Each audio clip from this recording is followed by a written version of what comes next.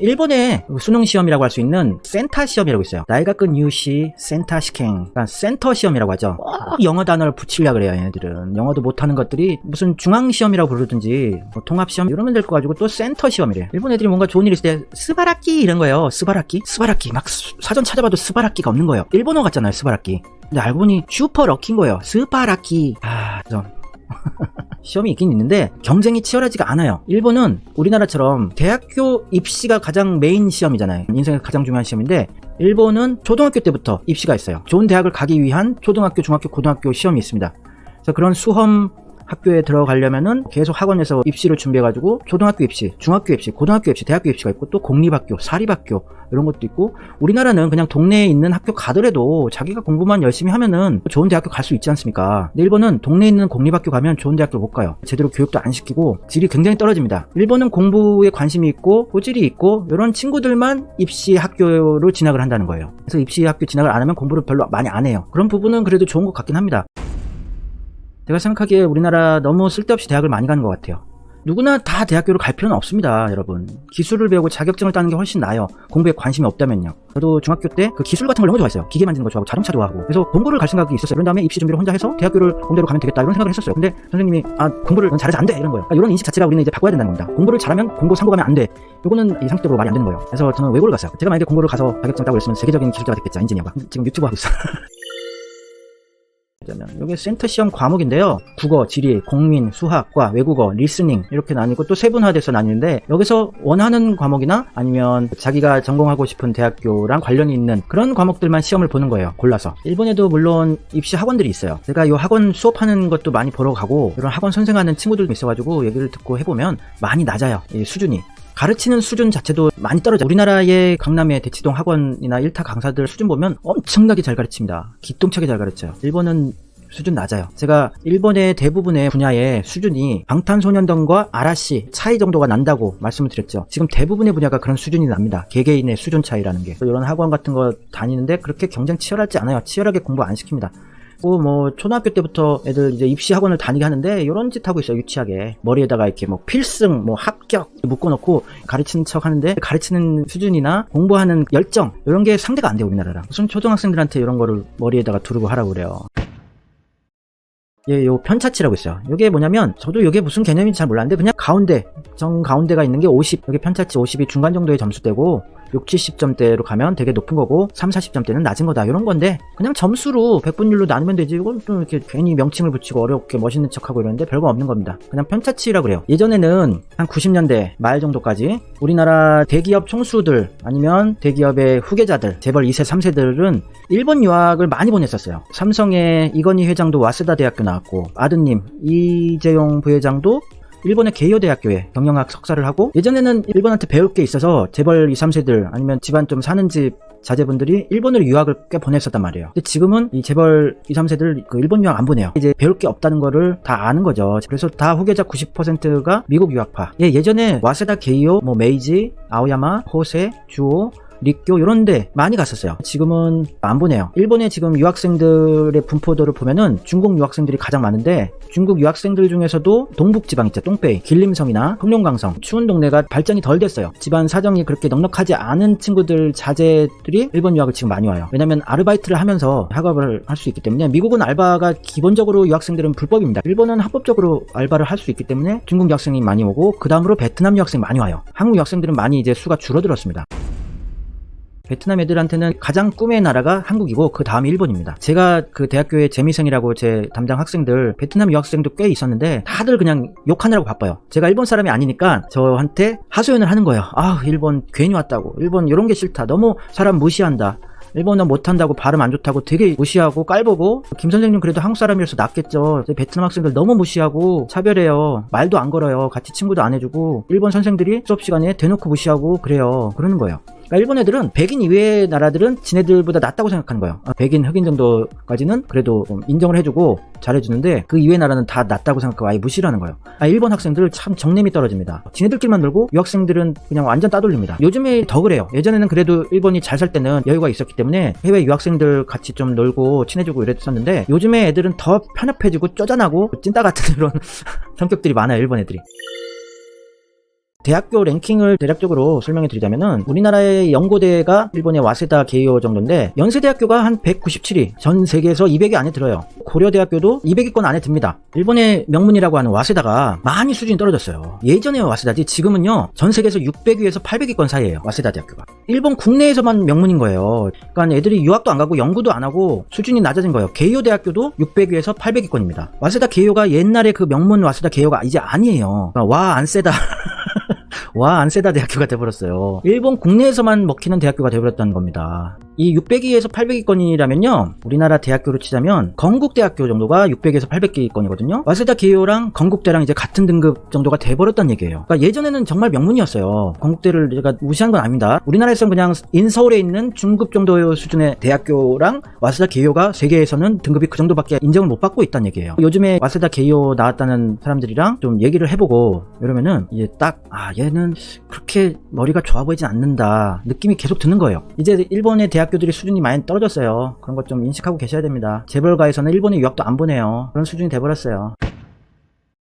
그리고 공부도 안 해요. 일본 명문대 학생들이 너무 공부를 안 해요. 명문대학교 교수하는 아는 분들하고 얘기를 해봐도 일본의 명문대 학생들 공부 너무 안 한대요. 너무 심각하게 안 한대요. 우리나라도 뭐 취업 준비만 하지 뭐 공부를 하냐 이런 말씀 하시겠지만 일본 애들은 취업 준비도 물론이고 뭐 토익 토플 이런 거 공부도 안 하고 전공 시험도 공부를 안 해요. 학점은 개판이래요. 다들 공부를 안 해서 다 2점대로 다 대부분 졸업을 해요. 왜냐면은 대학만 나오면은 취업은 다 되니까요. 지금 일손이 딸려요. 경제가 좋아서 그런 게 아니라 은퇴하는 사람들이 훨씬 더 많기 때문에 일손이 딸리는 거예요. 인구가 줄어들고 있기 때문에 젊은 층 인구도 적고 수업 태도도 정말 안 좋습니다. 일본 애들.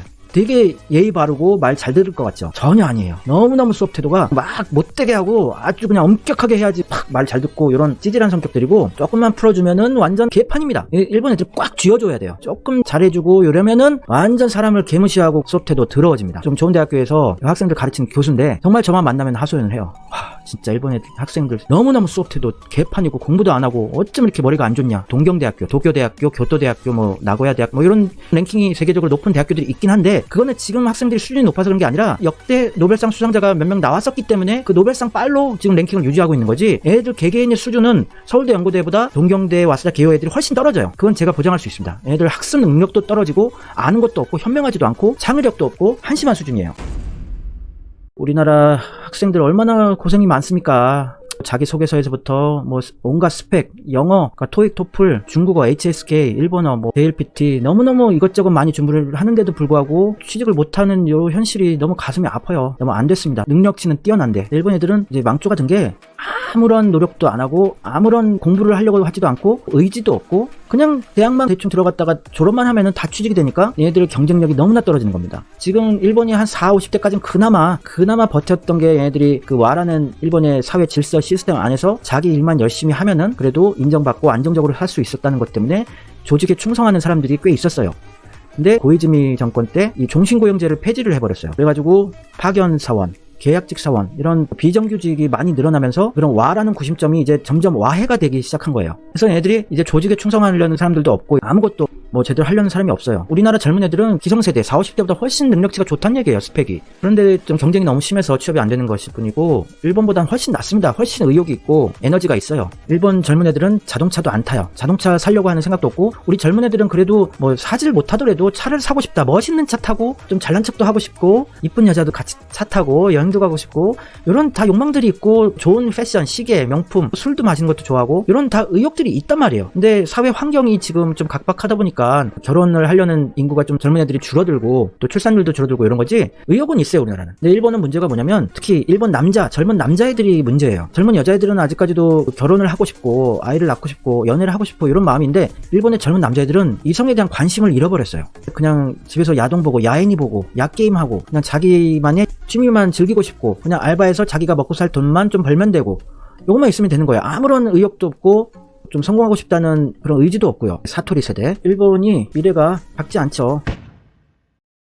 일본의 젊은 청년들한테 여론조사를 한 건데 희망이 있느냐 없느냐를 물어봤어요. 일본, 한국, 미국, 영국, 독일, 프랑스, 스웨덴 이렇게 7개 나라의 젊은 청년들한테 희망이 있느냐 없느냐 이걸 물어봤는데 전 세계에서 가장 희망이 없다고 대답한 나라가 1등이 일본이에요. 38.4%가 일본 젊은이들은 희망이 없다고 대답했어요. 그러니까 10명 중 4명 정도가 희망이 없다고 대답한 거죠.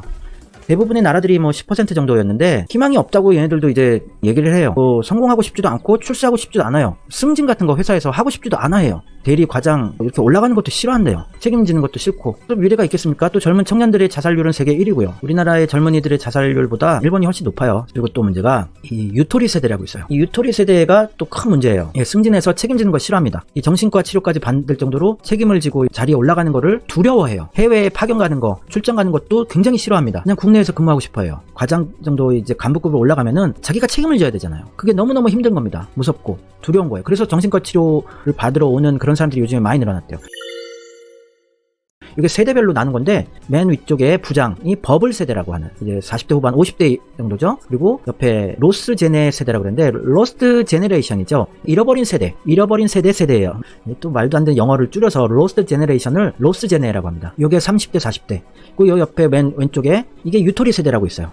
20대 이제 30대 초반 정도인데 유토리 세대 1세대가 87년생이에요. 그러니까 34살이죠, 한국 나이로. 이제 과장 정도 되는 사회의 중심으로 이제 시작하고 있는 세대가 이제 유토리 세대인데 제가 마지막 유토리 세대를 가르쳤던 선생으로서 한심합니다, 유토리 세대. 그리고 이제 완전 젊은 신입사원 정도 되는 애들이 사토리 세대라고 득도한 세대. 아무 물욕도 없고 성욕도 없고 아무런 의욕과 사기, 의지 아무것도 없는 세대. 몰라. 이런 세대가 사토리 세대예요. 이제 젊은 애들이. 그래서 이 유토리 세대 애들은 근거 없는 자신감 그리고 예의가 없어요. 매너가 개꽝입니다. 정말 이 유토리 세대 애들은 충격적일 정도로 일본의 기성세대들도 학을 떠요. 유토리 세대 재수없다고. 40대 이상의 샐러리맨들이 저랑 이제 만나서 술 한잔 마시면서 얘기하면 항상 직장에서 이 유토리 세대 애들 재수없다고. 너무 상식이 없다고, 매너가 없다고 난리들입니다. 실력도 없고 뭐 하는 가지 또 파고들려는 생각도 없고 유토리 세대가 사회의 중심이 되는 과장 부장급이 되는 앞으로 한 10년 안에 일본은 이제 개판의 나라가 되는 거예요. 유토리 세대가 87년생부터 일기예요.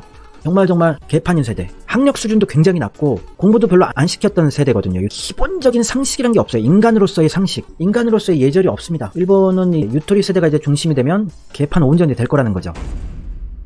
유토리 세대 특징을 좀 말씀드리고 혼나는 거 되게 싫어해요. 조금이라도 지적하고 이러면 막 난리가 납니다, 일본 애들. 그리고 지시한 것만 해요. 자기가 뭐 해보고자 하는 게 없습니다. 원래 일본인들 특성이 그런 특성이 있었는데도 불구하고 더 강하다는 얘기예요. 자기가 뭘 해보려고 안 해요. 뭐 지시가 없으면 아무것도 안 합니다. 정말 뭘 해야 되나요? 이렇게 묻지도 않아요. 아무것도 안 하고 있어요. 정말 심각한 세대예요, 유토리 세대가. 그리고 자기 개인주의 성향이 굉장히 강해요. 일본 애들이 원래 개인주의 성향이 강했는데 술자리 회식이라든지 이런데 나는 약속 있어요. 뭐 여자친구 만나야 돼요. 이러고 이렇게 거절을 잘한다는 얘기죠. 그러니까 조직을 위해서 뭐 희생한다는 마음 전혀 없어요. 우리나라도 없긴 한데 일본이 이제 더 없어졌어요. 일본의 강점이 조직을 위해 희생한다. 이런 게 굉장히 강점이었죠, 일본 기업에. 근데 그런 조직을 위한 희생이 이제 없어졌다는 얘기예요. 그러니까 전혀 내세울 게 없는 세대가 돼버렸다는 거죠. 일본의 미래는 밝지가 않습니다.